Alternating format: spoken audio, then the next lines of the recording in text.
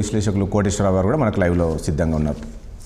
ముందే ఒకసారి రామ్మూర్తి గారి దగ్గరికి వెళ్దాం. రామ్మూర్తి గారు, ఏంటి పదే పదే మీ వర్కింగ్ ప్రెసిడెంట్ చెప్తూ ఉండే అసలు ఒక్క హామీ అమలు చేయట్లేదు, 420 హామీలు తప్ప ఏది లేదు, ప్రజల్లోకి వెళ్ళే పరిస్థితి లేదు, కాంగ్రెస్ పార్టీకి చెందిన ఎమ్మెల్యేలు తిరగబడతారు, తరిమి కొడతారు, ఈ రకమైన కామెంట్ చేశారు.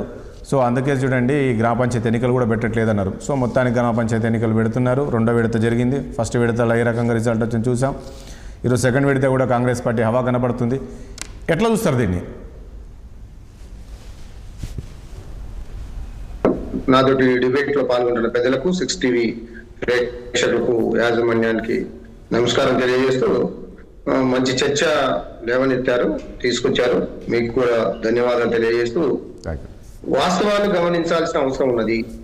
మీరు కూడా చెప్పే ముందు ఎమ్మెల్యే ఎంపీ ఎన్నికల్లో బీఆర్ఎస్ పరిస్థితి ఏముండే, ఇప్పుడు ఏ స్థాయిలో పుంజుకున్నది, బీజేపీ ఎలా ఉండే, ఇప్పుడు ఏ విధంగా సతికిలబడ్డది, ఇది చూడాలి.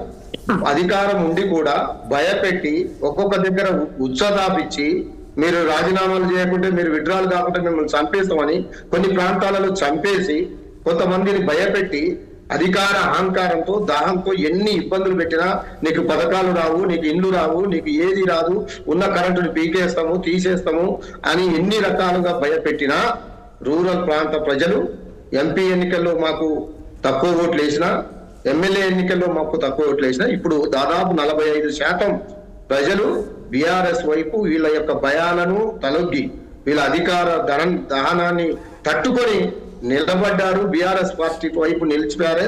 దాదాపు 1250 గ్రామాలు మొదటి విడతలో, ఇప్పుడు 1450 గ్రామాలు 2వ విడతలో మాకు దాదాపు వచ్చాయి. అంటే ఇన్నిటిని తట్టుకొని వీళ్ళు మళ్ళీ మరొకసారి మోసం చేసిన, మరోసారి మీకు అన్ని చేస్తాము, అది చేస్తాము, ఇది చేస్తాము అని చెప్పిన వీళ్ళు ఒక్కటగా ఏ గ్రామంలో అయినా మీరు కావాలంటే 6 టీవీ ఒక గ్రామం తీసుకోండి, ఆ గ్రామంలో పోయి ఏం చూసి మీరు ఓటేసారని అడగండి. అడిగితే వాళ్ళు చెప్తారు. భయాన్ని చూసా, అక్కడ ఉన్న ఎంపీయా మంత్రియా, లేకపోతే వాళ్ళు పెట్టిన భయం, ఎమ్మెల్యే చేసిన దుర్మార్గమైన. కాదండి రామ్మూర్తి గారు, ఒక పాయింట్. రామ్మూర్తి గారు ఇప్పుడు భయపెడితే భయపడే పరిస్థితి ఎక్కడుందండి గ్రామాల్లో? సోషల్ మీడియా వచ్చింది, ప్రజల్లో చైతన్యం వచ్చింది, విన్నారా? సో ఇట్లా భయపడితే వేసే కాలం పోయింది కదండి ఇప్పుడు. మీరు అందుకే నేను అంటున్నాను, మీరు స్వయంగా 6 టీవీ పెద్దలు ఏదన్నా రేపు 17వ తారీఖు లాస్ట్ ఎన్నికలు ఉన్నాయి, మీరు ఒక గ్రామానికి పోండి. అధికార దాహంతో, అధికార భయంతో, డబ్బు ఇచ్చే సంచులతోటి, ఇచ్చే చికెన్ మటన్లతోటి, ఇచ్చే బీర్ సీజన్లతోటి ఓటేస్తున్నారా? ఎక్కువ మంది బీఆర్ఎస్ పార్టీ ఎక్కడన్నా డబ్బులు పంచడం, ఎక్కడన్నా బీర్ సీజన్ ఇవ్వడం, బిర్యానీ పొట్లాడి ఇవ్వడం, భయపెట్టడం. అంటే మీరు కాదండి రామ్మూర్తి గారు మీరు కాదండి రామ్మూర్తి గారు ఇక్కడ ఒక పాయింట్.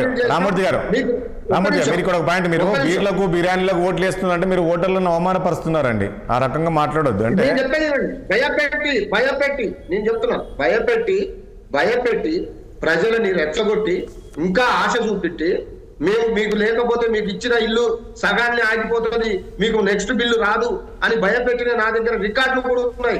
చాలా రకాలుగా భయపెట్టి వాళ్ళని ఇబ్బంది పెట్టి ఓట్లు వేయించుకుంటున్నారు. సరే వేయించుకొని, కానీ మీరు ఒక్కటి ఆలోచించాలి, బీఆర్ఎస్ పార్టీ ఎంపీ ఎన్నికల్లో 0 వచ్చింది కదా, ఒక్కటి కూడా రాలేదని చెప్పారు కదా. రూరల్ ప్రాంతాల్లో మేము చాలా సీట్లు కోల్పోయినాం కదా, హైదరాబాద్ చుట్టుపక్కల గెలిచినాయి తప్ప రూరల్ ప్రాంతాల్లో మాకు అంత శాతం ఓట్లు రాలేదు కదా. 17%, 18% అని మీరే అన్నారు కదా. మరి ఎలా 45% పుంజుకున్నది? దీన్ని ఎందుకు అప్రిషియేట్ చేయడం లేదు? ఎందుకు ఈ పోరాటాన్ని మమ్మల్ని బీఆర్ఎస్ పార్టీ ప్రభుత్వ వ్యతిరేక నిర్ణయాలను ప్రజలలోకి తీసుకుపోతున్నాయి, అందుకే ఇంత శాతం పెరిగిందని మీరు ఎందుకు దాన్ని అప్రిషియేట్ చేయడం లేదు? మా కేటీఆర్ గారిని, కేసీఆర్ గారిని, హరీష్ రావు గారిని, మా పార్టీని దాన్ని మీరు కొలమానం తీసుకోవాలి కదా. ఎన్నికలే కదా కొలమానం. ఇక్కడ రామ్మూర్తి గారు ఇక్కడ గుర్తుపెట్టుకోండి, మీరు ఈ హామీలు అమలు చేయట్లేదు అనేది ప్రజల్లోకి బాగా తీసుకెళ్లారు. మీరు అందరు కేటీఆర్ కావచ్చు, మీరు కావచ్చు, ఒక ఫ్రీ బస్ ఇచ్చారు, ఏమీ ఇవ్వలేదు. ఎప్పుడు ఎన్నికలు వచ్చినా కాంగ్రెస్ని ఓడిస్తారని చెప్పారు కదా. ఇది అందరు కూడా అనుకుని నిజమే కదా. ఇది కూడా తీసుకెళ్లారు. ఏంటి అసలు గ్రామ పంచాయతీ ఎన్నికలు విడుదల తెలుసా, భయపడుతున్నారు, ఎక్కడ ఎన్నికలు పెడితే ఎక్కడ ఓడిపోతామని. సో ఇవన్నీ గుర్తొస్తాయి కదా ఇప్పుడు. అది మరి అలాంటప్పుడు ఎందుకు ఈ స్థాయిలో కాంగ్రెస్ పార్టీ గెలవాల్సిన పరిస్థితి వచ్చిందని. ఇంకోటి 10 ఏళ్ళు మీరే అధికారంలో ఉన్నారు కాబట్టి గ్రామాల్లో చాలా స్ట్రాంగ్ గా బీఆర్ఎస్ పార్టీ ఉంది. ఇప్పుడు నేను చెప్తున్నా, అదే అంటున్నా. గ్రామాలలో మీ పని అయిపోయింది, మీ పని మునిగిపోయింది, మీ పని అయిపోయింది, మీకు ఎంపీ ఎన్నికల్లో 0 వచ్చింది, ఎమ్మెల్యే ఎన్నికల్లో రూరల్లో మీకు ఎవరు ఓట్లు వేయలేదు, మీ పని అయిపోయిందన్న వాళ్ళకు ఇప్పుడు ఇది చంపపెట్టు చర్య కాదా?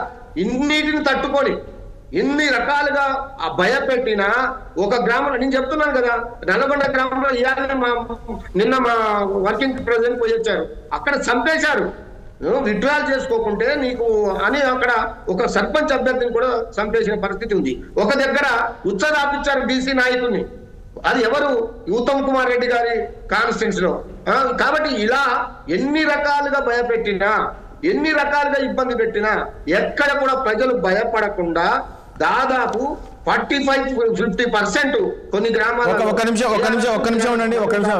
వేణుగోపాల్ రెడ్డి గారు ఒక్క నిమిషం అండి. రామూర్తి గారు ఒక్క నిమిషం. ఏంది వేణుగోపాల్ రెడ్డి గతంలో మనం ఎప్పుడు కూడా చూడలేదు అనుకుంటా ఇట్లా. ఇప్పుడు ఈయన ఇప్పుడు రామూర్తి గారు చెప్తున్నారు